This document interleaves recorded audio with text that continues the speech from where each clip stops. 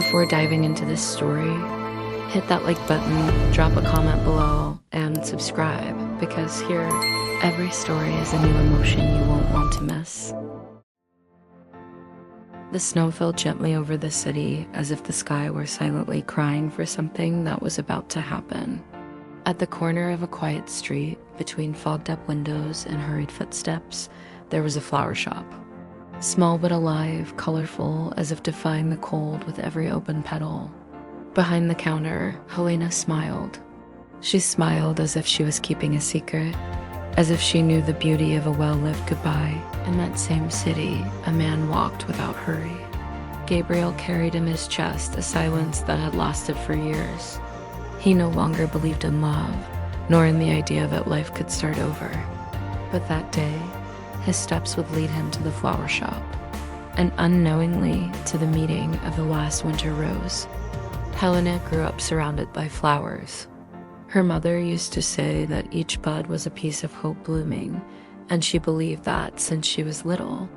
The family flower shop was the place where she felt most alive, even after the tragedy.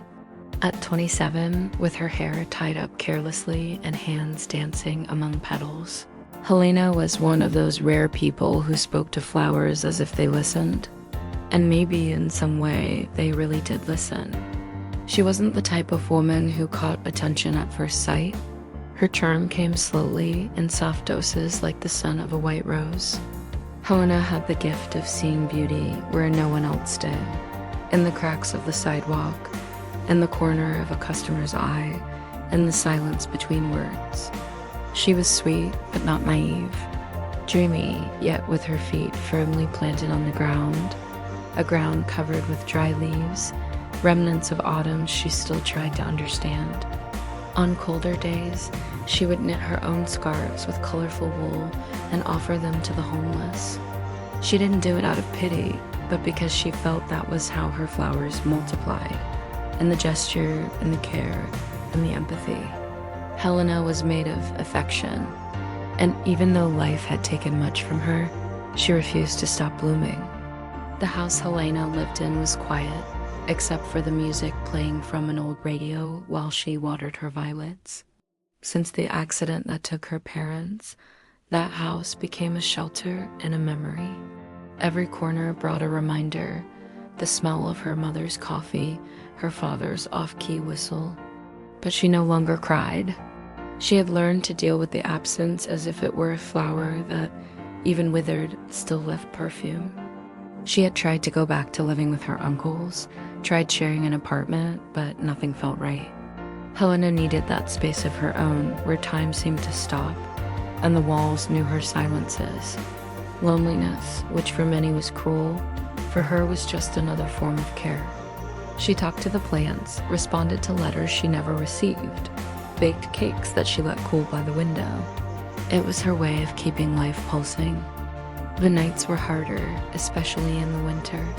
Sometimes she would lie on the couch with the photo album on her lap, reviewing smiles that seemed eternal.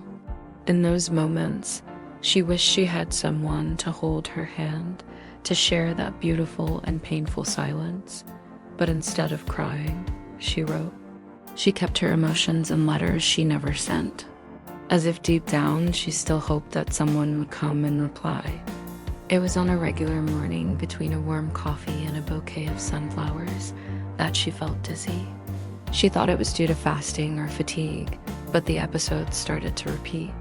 Weakness in her hands, lapses in memory, a strange numbness in her body. When she decided to see a doctor, the word rare appeared early in the conversation, and with it, a diagnosis that sounded more like a sentence than an explanation. The Blackmore syndrome was silent and cruel. The nerves stole the movements and gradually erased sensations. Afflicted the nerves, stole the movements. No cure. Only ways to delay the symptoms to try to buy time. The doctor was honest but gentle. He said she would still have a few months of autonomy, maybe a year if she took good care of herself. Helena thanked him with a contained smile, but as she left the office, she felt the world spin. For the first time, the ground seemed to not recognize her. She walked the streets as if in a dream. The Christmas windows were already beginning to shine, and she felt that time was running faster than ever. That night, she wrote a letter. Not to anyone specific, but to life. She asked for forgiveness for the times she didn't smile, for the flowers she didn't sell, for the kisses she never gave. And she promised, if what I have left is little, but it be intense, let it be love. Helena had always been a romantic, the kind who cried with happy endings and sighed over old letters.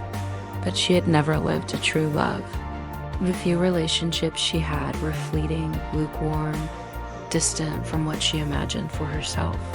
When she received the diagnosis, she realized how many dreams she had postponed, and she decided she would make a list. Not of big things, but of small wishes that warmed her heart. Receive flowers spontaneously, dance in the rain without rushing, watch a movie under the covers with someone special, listen to a song made just for me, see the snow through the eyes of someone who loves me. She wrote each item with delicacy, like someone planting seeds in fertile soil. She folded the paper and placed it in an old wooden box where she kept her most beautiful memories. It was her silent promise to live before it was too late. From that day on, she started living with more sparkle in her eyes.